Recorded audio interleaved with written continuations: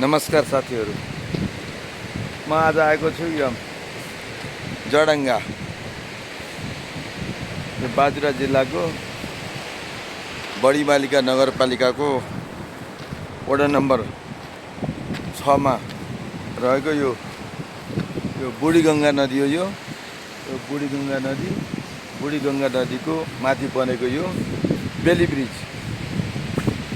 यो बेली ब्रिज भनेको लगभग 6-7 वर्ष भइसक्यो।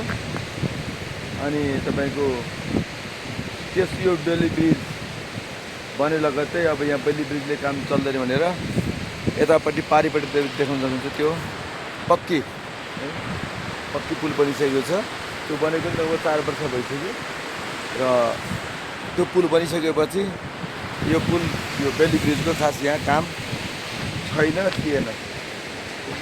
थिएन र यसलाई यो बडीमालिका नगरपालिकाको भौनेरामा सार्ने अथवा चाहिँ उता बुढीनन्दाको दानीसाङ्गुमा सार्ने भन्ने कुरो हुँदाहुँदै पनि धेरै वर्षपछि बल्ल यो वर्ष उता फाउन्डेसन तयारी भइरहेछ बुढीनन्दाको चाहिँ दानीसाङ्गुमा। र अब यो बेली ब्रिज यहाँबाट निकालेर यसलाई खोलेर लाने तयारी अब काम भइरहेको छ। यो खोलेको है साथीहरू, ठिक गरेको नि, यो खोलेको यो चाहिँ यो पुललाई चाहिँ अब खोलेर तल खोला छ है, खोलेर केही भागहरू पर राखेको छन्, केही भागहरू यहाँ भुइँमा पनि छ, देख्नुहुन्छ यहाँ जमिनमा पनि छ। यो केही भागहरू यहाँ बाटो यहाँ पनि छ। यसरी यो बेली ब्रिजलाई अब स्थानान्तरण गर्ने यहाँबाट बुढीनन्दा नगरपालिका भने कोल्टी एरियामा दानीसाङ्गुमा लाने योजना छ र त्यसको लागि अहिले काम भइरहेको छ। हो यो चाहिँ पारी चाहिँ पक्की पुल, हेर्नुहोस्, पाली पक्की पुल हो। यहाँ पनि त्यसका सामानहरू खोलेर राखेका छन्, पाटपुर्जाहरू राखेका छन्। यहाँ सबै पाटपुर्जाहरू यसरी राखेका छन्, किनभने बेली ब्रिज भनेको टुक्रामा बनाएर जोडेर बनाउने पुल हो है। त्यो सबै फलामको प्रयोग गरेर देख्नु यो बेली ब्रिज। यता बेली ब्रिज छ भने यता यो पक्की पुल छ। अहिले पक्की पुल अब निर्माण सम्पन्न भएर यो चालु भएकै 3-4 वर्ष हुन लागिसक्यो। यो त्यतिकै थियो, प्रयोगविहीन थियो। अब यसलाई बल्ल लगभग 4 वर्षपछि यो पुललाई पनि दानीसाङ्गुमा लाने काम भइरहेको छ।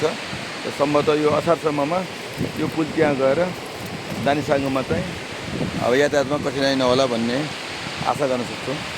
अहिले काम भइरहेको छ।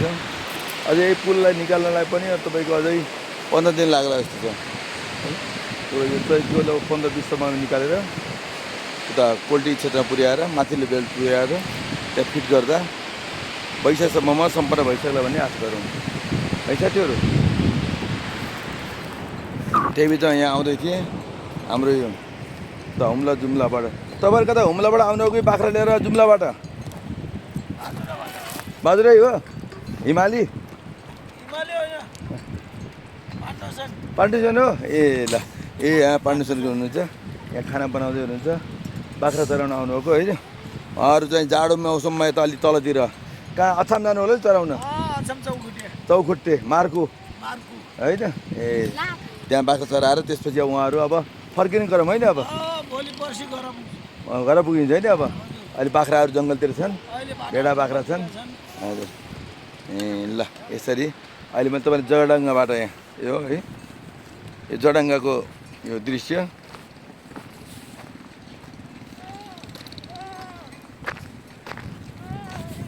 माथि बाख्रा कराउँदैछन्। यहाँ बाख्रा तल रहेछ। यसरी साथीहरू अब यहाँ पनि अरू कामहरू, पुलको नि केही कामहरू गर्न बाँकी रहेछ सायद। यहाँ माथि डोजर पनि आएर बसेको छ केही कामको लागि। पक्की पुल जडङ्गाको यो बुढीगङ्गा खोला, यो पक्की पुल।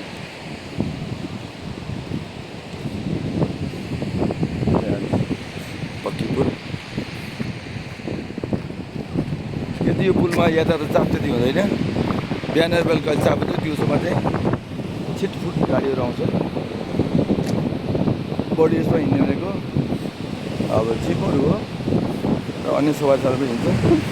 अहिले बुढीगङ्गा यो नदी, यो नदीबाट अछाममा त्यहाँ चाहिँ तपाईँको लगभग 20-22 मेगावाटको बुढीगङ्गा हाइड्रो पावर चाहिँ बन्ने क्रममा छ। भनेपछि यही पानीबाट त्यहाँ विद्युत बनेर चाहिँ राष्ट्रिय प्रसारण जोडिने छ।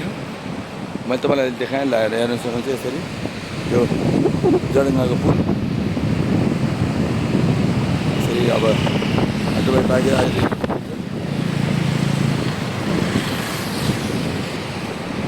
ल, कहाँबाट हेर्दै हुन्छ कमेन्ट गर्नु होला। तपाईँलाई कस्तो लाग्छ भिडियोहरू, मन पर्छ पर्दैन। अनि नयाँ हुनुहुन्छ भने पहिलोचोटि तपाईँ यो पहिलोपटक यो भिडियो हेर्दै हुनुहुन्छ भने सब्सक्राइब गर्नु होला। सब्सक्राइब गरेर एउटा त्यहाँ छेउको घन्टीको चिन्ह छ छेउमा, त्यसलाई पनि क्लिक गरेर घन्टी थिचिदिनु होला। जसले गर्दा मैले कहीँ नयाँ भिडियो हालेँ भने अब यहाँबाट म तपाईँले देखाएँ बेली ब्रिज हेर्नुहोस्, पारि यो बेली ब्रिज छ है त। त्यसपछि यहाँ पनि कच्ची रूपमै हामी हिँड्थ्यौँ, यहाँ पनि अहिले चाहिँ आरसिसी यो पक्की पिच भइसकेको छ। यो सिमेन्टेड ढलानवाला होइन, ढलान गरेर भने पिच हो यो बाटो। मेरो पछाडि चाहिँ यो जडङ्गाको पुल र त्यहाँ देख्नुहुन्छ तपाईँले चाहिँ बेली ब्रिज। कहाँबाट हेर्दै हुनुहुन्छ भन्नु होला है। यो खोलिसकेको छ पुल है त, यो पुल खोलिसकेको छ, खोलिसकेको छ। अब यसलाई क्रमशः बिस्तारै पुरै खोलेर यसलाई चाहिँ माथि बुढी नन्दाको दानी साङ्गुमा लगिन्छ।